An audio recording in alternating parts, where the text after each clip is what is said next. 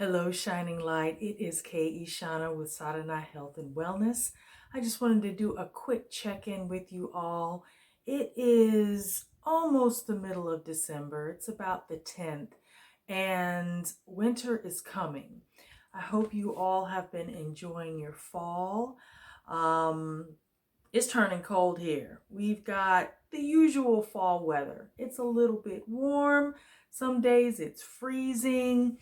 I personally am sort of hating that the days are getting shorter, which is one of the reasons why I wanted to talk to you today about how we can and what we can do with winter weather approaching on a spiritual level. Winter is a time for us to quiet down, go inside and reflect.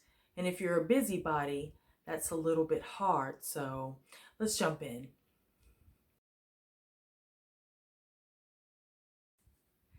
If you are new to my channel, we talk about all things health and wellness here, finding life balance by removing those things that shackle you to this world, that is stress, anxiety, toxic family relationships, generational trauma, etc., etc.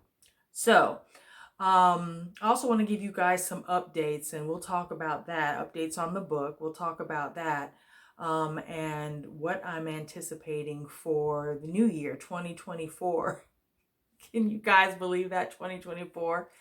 I don't know about you, but I grew up with movies where 2020 something, we're supposed to be all futuristic, flying cars. There's supposed to be aliens walking amongst us. Well, we already have that, but no, seriously. So as I started the video off, let me stay on point here. We are talking about winter rapidly approaching. Okay, so I'm a person who loves to be outside. Me and my family, we are outdoor people. I have a garden that I love to spend time in when I'm not meditating, when I am not teaching, when I am not writing or doing something else. I am outside. I am growing veggies. I am under the sun, in the wind, the rain, whatever. It's fuel for me. It is church for me. So when winter comes, I start getting that whole seasonal seasonal affective disorder or something like that. Whatever it is, I do become sad.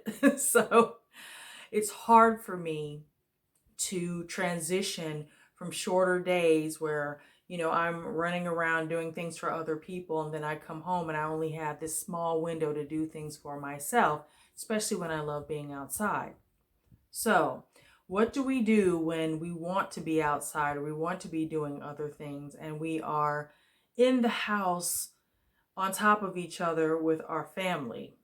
If you haven't watched my videos, by the way, on what to do during the holidays and dealing with family and taking care of yourself, please check out that video series, because, that's a completely different level when we're dealing with family members during the holidays. But when we're inside, okay, the days are shorter. Take time for yourself spiritually to do the things that you normally wouldn't do because there's so many distractions like being outside. Go to your quiet place and meditate. Read more on books that, you've been wanting to read, whether that be on meditation, spirituality. Check out YouTube videos on, different practices in other countries and see how they tie into your spiritual practice. I mean, there's a whole world out there to explore. And let me tell you, during the winter, besides getting a little bit gloomy, I most definitely can become a couch potato and just binge out watching, Korean dramas and movies on Netflix. Well, we don't want to do that, because what we're still doing is we're filling our heads with crap. There is just another form of distraction. So if you are serious about wanting to, progress in your manifestation, in your happiness, to alleviating yourself from these burdens, then you're going to have to do the work. And I'm not saying, okay, winter is just the only time in which you do it. If you are knee deep. If you are in the trenches, you already know that this is something that we constantly do. And it takes dedication, and it takes, concentration. It also takes, routine and regimen. And it's just easy to get sidetracked when, your schedule changes or the seasons change. So even though it's getting darker outside and you may not be able to do some of the things that you want to do, take this time, clean your space. Clean and purify your space. Burn some sage. Bring your crystals in and around. Okay, tidy up your spiritual area. Take more time for yourself, where you could be on the couch, you want to be at the park, but instead you're inside. Well, it's like, do some journaling, you know, write down the things that you want to do and the things that you want to have and the things that you want to manifest in your goals, not just for the new year, but for life in general. Since the world is going into hibernation, now is the time for you to go into silence, spend more time in meditation and prayer, and really listen. One reason why they tell you to meditate early in the morning, some between 3 and 5 or 6, or even late at night, between 9 and 12, is because the world is quiet. There's less energy. The birds are roosting. The animals are in their den. People are going to bed. Put those kids to sleep. Tell hubby to go watch TV, or whomever is running around in your house, like hogging your attention. Put the cat and the dog down. And then go someplace that is quiet. Go someplace where you can listen to the Creator. You can hear and receive those messages. When I've been my most productive is when, I painted for decades. I've always been a painter, and I would create my best work late at night when I'd have the music going. I'd have my flow, and I would just paint. And it was because there wasn't a lot of hustle and bustle, and I was very zen and always in this wonderful place. It's a perfect time also to practice yoga or do an exercise routine.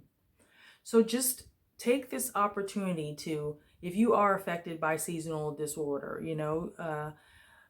take this opportunity to do something positive for yourself, keep yourself uplifted, take time to see friends, if you need to, but, and to visit family and that sort of thing, but don't do it as a distraction, and don't do it to excess. Again, winter is a perfect time to, just like spring cleaning, winter is a time when we can clear out all the gunk that we have accumulated, all the negative energy, all the crazy thoughts, and just take time to start anew. They say spring is the time when, everything blossoms and blooms. No, when you are on a spiritual path, you're constantly blooming, you're constantly blossoming, but you're the one who has to fuel that. You have to feed your garden. I hope you've enjoyed this video. If you have, please hit the thumbs up and hit the notification bell for more videos. For if you want to learn more about health and wellness and what we do on this channel, and for those of you who are already following. So, update on the book. It was just a trifling matter. So the book is finished, and it has been sent off to the copy editor.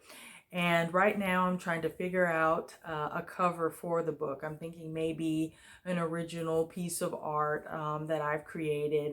That was hubby's suggestion. I was just going to pay a person, look, get a good cover. But, he was like, if you're going to do it, you need to do it well. And I'm like, you know what? I don't feel like it. And I know I'm like that again because it's winter, right? But listening to his advice, if this is my creation, then, and I am an artist, then the cover should definitely be something that I have created myself, or even co-created with him. So stay tuned for that. Copy editing ought to be done by the end of December, 1st of January. And hopefully by the end of January, maybe the 1st of February, I can go ahead and launch it. I'm very excited about it. Also for 2024, I plan on creating and releasing one of two of the courses that I am working on. One is, of course, related to yoga and fitness. One is an Ayurveda program, a health and wellness program. It'll probably run for about 4 weeks. The other one is related to our bodies in certain age groups and how they change, but anybody is welcome to do it. But it's more for people who are in middle age, and just some of the changes that go on when we start getting into our 40s, 50s, and beyond. So stay tuned. And thank you, all of you who have subscribed and are following so far. I love your support. I'm so grateful for you. I'm so grateful. Every time that, we get a new person, that means we are sending this message out. This message is getting out that we are ready to be free of the constant generations and just the constant struggle with just living on this planet with all of the nonsense that we have been living with. And hopefully one day that will change. But in the meantime, thank you all for your support, and I'll see you next time. Thank you.